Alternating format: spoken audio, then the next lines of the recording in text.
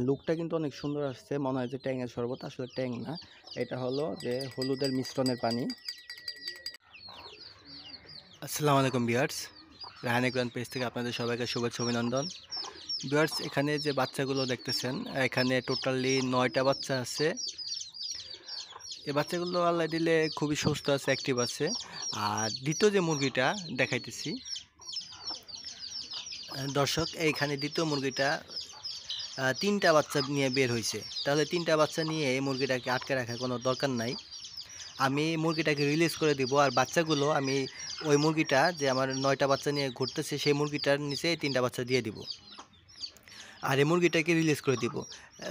হয়তোবা আপনারা বলবেন যে এটা অমানবিক কাজ হইতেছে, কেননা যে বাচ্চাগুলো থেকে মাকে আলাদা করে দেওয়া। আসলে এই মুরগিগুলোর জীবিকাই এইভাবেই নির্ধারিত, যারা বাচ্চা ফুটাবে, বাচ্চা তারা নিয়ে ঘুরবে বা চেঞ্জ করে অন্য মুরগিকে দিয়ে দিব।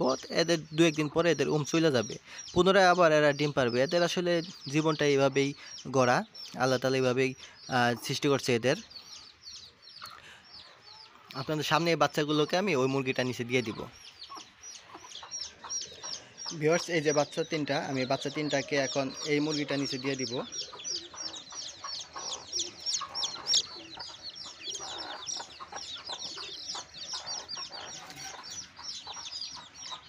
এরা এখন একসাথে থাকবে এখানে। এখন আসি মূল টপিকে, আজকের ভিডিওটা যেই টপিক নিয়ে করা।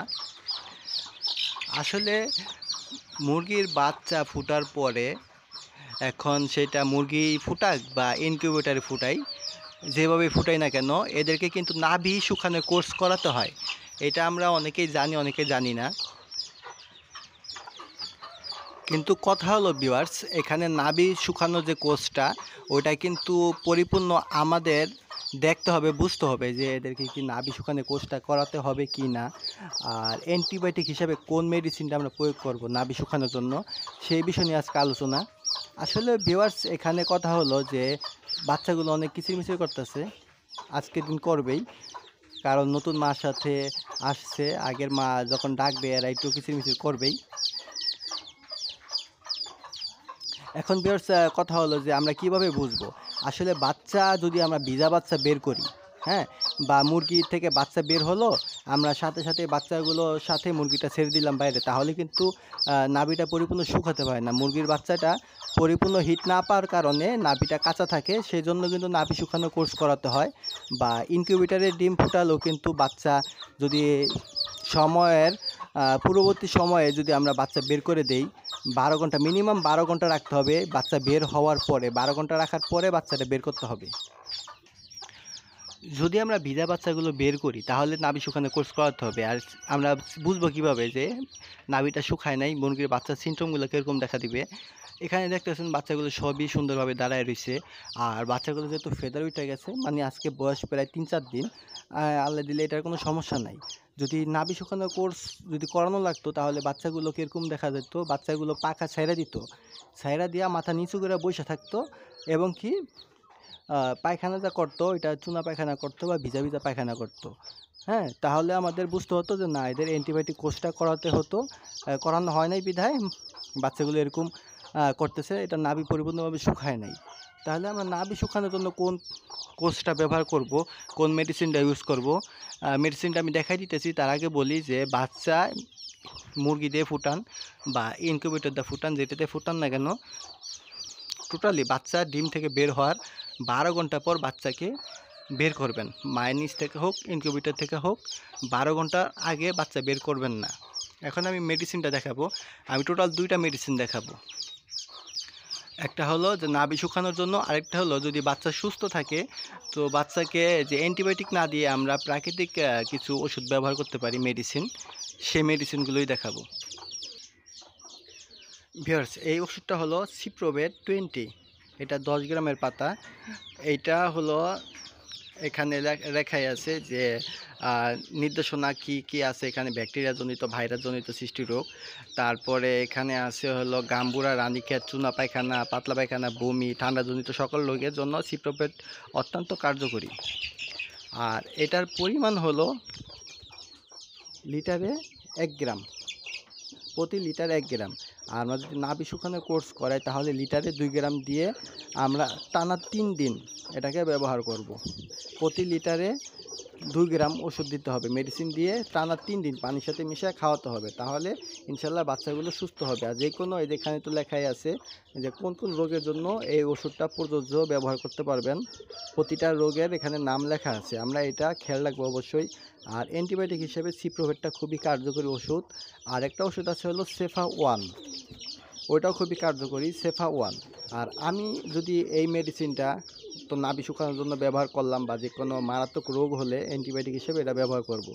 আর যদি আমার মুরগির বাচ্চাগুলো বা মুরগিগুলো সুস্থ থাকে কিন্তু আমি চাইতেছি যে প্রতি সপ্তাহে বা মাসে মুরগিকে প্রাকৃতিক অ্যান্টিবায়োটিক প্রয়োগ করব যাতে মুরগি অসুস্থ খুব কম হয়।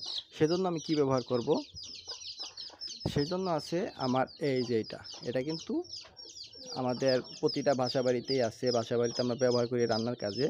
এটা হলো মশলা, কি মশলা? এটা হলো হলুদের গুঁড়ো। এই হলুদের গুঁড়োটা প্রতি লিটার পানিতে 2 গ্রাম, সপ্তাহে আমরা 2 দিন দিতে পারি বা মাসে দেখা গেল 5 দিন ব্যবহার করতে পারি। এইটা হলো যে মুরগির, যে আমি সুস্থ মুরগিকে অ্যান্টিবায়োটিক দিলে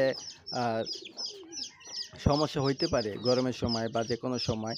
সুস্থ মুরগিকে আমরা অ্যান্টিবায়োটিক কেন দেব? কিন্তু এটা সুস্থ মুরগির জন্য, এটা যাতে রোগ প্রতিরোধ ক্ষমতা বৃদ্ধি করে মুরগির বা মুরগির বাচ্চা, সেই জন্য এই হলুদ প্রাকৃতিক উপায়ে এই হলুদটা আমরা ব্যবহার করতে পারি প্রতি মাসে 5 দিন বা প্রতি সপ্তাহে 2 দিন, লিটারে 2 গ্রাম করে পানির সাথে মিশিয়ে। আমি এখন দেখাই দেবো আপনাদের কিভাবে। ভিউয়ার্স, আমি কিন্তু পানিতে হলুদের গুঁড়োটা মিশিয়ে নিছি। দেখেন লুকটা কিন্তু অনেক সুন্দর আসছে, মনে হয় যে ট্যাঙের শরবত, আসলে ট্যাং না, এটা হলো যে হলুদের মিশ্রণের পানি। এটা এখন মুরগির বাচ্চাকে আমি ভাগ ভাগ করে দিয়ে দেব। ভিউয়ার্স, আমার মেডিসিনটা মিশ্রণ এবং ভাগ করা কমপ্লিট। এখন আমি বাচ্চাকে দিয়ে দিব। এই বোতলটা দিব হলো যে আমার বড় যে বাচ্চাগুলো আছে সেই বাচ্চাগুলোকে, এই যে বাচ্চাগুলোকে দেওয়া শেষ, বাচ্চাগুলো পানি সুন্দর মতো খাইতেছে। এতে করে এদের রোগ প্রতিরোধ ক্ষমতা অনেক বৃদ্ধি পাবে, অনেক। আর বাচ্চাগুলোকে অ্যাক্টিভ রাখবে। বাচ্চাগুলো দেখলে আপনারা বুঝতে পারবেন যে বাচ্চাগুলো দেখেন আমি যে আঙ্গুল দিছি এরা মানে মারতে চলে আসছে, এই দেখেন কীভাবে মারতেছে। হ্যাঁ, আর এখানে যে এই পানিটা দিব এখানে এই বাচ্চাদের।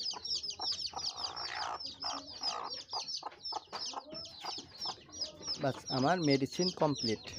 আমি যদি এই নিয়মে বাচ্চাগুলোকে যত্নে রাখি তাহলে ইনশাল্লাহ বাচ্চাগুলো খুবই সুস্থ থাকবে, অ্যাক্টিভ থাকবে। আর বাচ্চাগুলোর পরিপূর্ণ গ্রোথ এবং কী কী খাবার এগুলোর ভিডিও আসতেছে, সমস্যা নাই, আপনারা অপেক্ষা করেন। যারা নতুন আমার চ্যানেলটা অবশ্যই সাবস্ক্রাইব করে রাখবেন। আর ভিডিওটা যদি ভালো লাগে তাহলে একটা লাইক করবেন। কোন বিষয়ে ভিডিও আপনাদের দরকার আপনারা কমেন্ট করবেন, অবশ্যই সেই বিষয়ে ভিডিও বানানোর চেষ্টা করবো ইনশাল্লাহ। আর এই পরবর্তী ভিডিওটা আসবে হলো বাচ্চাদের আমি কী খাবার দিই, এদের গ্রোথটা কীভাবে আমি ধরে রাখতে পারতেছি খাঁচার ভিতরে, সেই ভিডিওটা আসবে পরবর্তীতে। সবাই ভালো থাকবেন, আসসালামু আলাইকুম।